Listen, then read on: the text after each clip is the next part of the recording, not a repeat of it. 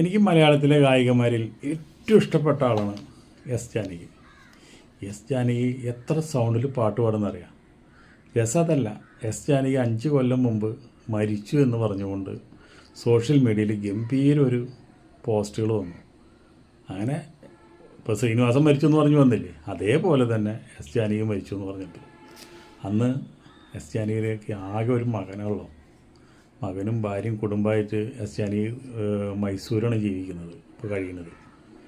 അപ്പോൾ അങ്ങനെ മരിച്ചു എന്നുള്ളൊരു ന്യൂസ് വന്നതോടുകൂടിയിട്ട് മകൻ വന്നിട്ട് പറഞ്ഞു, മുരളീകൃഷ്ണൻ വന്നിട്ട് പറഞ്ഞു, എൻ്റെ അമ്മ മരിച്ചിട്ടില്ല, എൻ്റെ അമ്മ എൻ്റെ കൂടെ സുഖമായി ഞങ്ങൾ ഒരുമിച്ച് ജീവിച്ചുകൊണ്ടിരിക്കുന്നു. ഇപ്പോൾ ഞങ്ങൾ ജീവിതം ശരിക്കും ആസ്വദിക്കുന്നു. എൻ്റെ അമ്മേനെ എനിക്ക് ഇപ്പോഴാണ് കിട്ടിയത്. എൻ്റെ അമ്മേനെ ഇപ്പോഴാണ്. എന്നാൽ അമ്മയാണെന്ന് വെച്ചാലോ അത്ര ഇഷ്ടം മകനെ താലോലിച്ചാണ് മൂപ്പര് വളർത്തി വന്നത്. എത്ര വലുതായാലും ഈ കൊച്ചു കുട്ടീനെ പോലെ അമ്മ മകനെ സ്നേഹിക്കുന്നത്. എന്താ വെച്ചിട്ടുണ്ടെങ്കിൽ കൂടുതൽ സമയം പാട്ടായിട്ട് പല സ്ഥലങ്ങളിൽ ഓടി നടക്കുന്ന സമയത്ത് അമ്മയ്ക്ക് ശരിക്കും സ്നേഹം കൊടുക്കാൻ പറ്റിയിട്ടില്ല. അങ്ങനെ ഞങ്ങൾ വളരെയധികം സന്തോഷത്തിലാണ് ജീവിച്ചിരിക്കുന്നത്. എൻ്റെ അമ്മ മരിച്ചു എന്ന് പറഞ്ഞുള്ള ഒരു വാർത്ത വന്നതിൽ എനിക്ക് വളരെയധികം വിഷമമുണ്ട്. എൻ്റെ അമ്മയ്ക്ക് വലിയ വിഷമമുണ്ട്. അതുകൊണ്ട് അമ്മ വളരെ സുഖമായിട്ടിരിക്കുന്നു, അമ്മ മരിച്ചിട്ടില്ല എന്ന് പറഞ്ഞിട്ട് ഒരു പത്രക്കുറിപ്പ് ഇറക്കി. ഇപ്പോൾ എന്തുണ്ടായി? ഇപ്പോൾ ആ മുരളീകൃഷ്ണൻ മരിച്ചിരിക്കുന്നു. അപ്പോൾ ഇതെങ്ങനെ സഹിക്കും ഇവിടെ ജാനകി? അമ്മ ജീവിച്ചിരിക്കുമ്പോൾ മക്കൾ മരിക്കുന്നത് അത് വലിയൊരു ശാപമാണ്.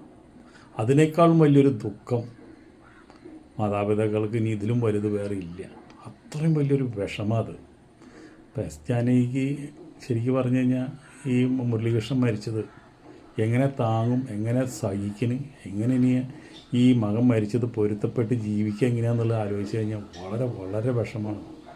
ഈ വാർത്ത ശരിക്കും ഇവിടെ പുറത്തു വിട്ടത് നമ്മുടെ കെ എസ് ചിത്രയാണ്.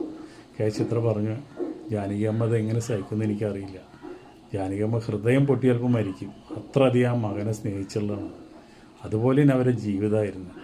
അതുകൊണ്ട് ആ ദുഃഖത്തിൽ പങ്കുചേരുന്നു. നമ്മുടെ എസ് ജാനകി ഇത് സഹിക്കാനുള്ള ശക്തി ഹൃദയത്തിനും മനസ്സിനുണ്ടാവട്ടെ എന്ന് പ്രാർത്ഥിക്കുന്നു. ഞങ്ങൾ ഓരോരുത്തരും എസ് ജാനകിയുടെ പഴയ പാട്ടുകളെ സ്നേഹിക്കുന്ന പഴയ ആൾക്കാരാണ് നമ്മളൊക്കെ. അതുകൊണ്ട് ഈ ഒരു ദുഃഖത്തിൽ ഞങ്ങളും പങ്കുചേരുന്നു. ഒരു അനിശ്ചര ഗായികയാണ്. ഇനി ഇതുപോലൊരു ഗായിക മലയാള ലോകത്തിന് കിട്ടുമെന്ന് എനിക്ക് സംശയമാണ്. കിട്ടില്ല. ചിത്ര പോലും അല്ല, ഇനി ആരും അതുപോലെ ആവുമില്ല. അപ്പോൾ ഇപ്പം എന്തുണ്ടായി? അമ്മ ഇരിക്കുമ്പോൾ മകൻ പോയി. ഇതിലും വലിയൊരു ദുഃഖം ഇനി എസ് ജാനകിയുടെ ജീവിതത്തിൽ കിട്ടാനില്ല. പിന്നെ സമയമാകുമ്പോൾ എല്ലാവരും പോകേണ്ടതല്ലേ അല്ലേ?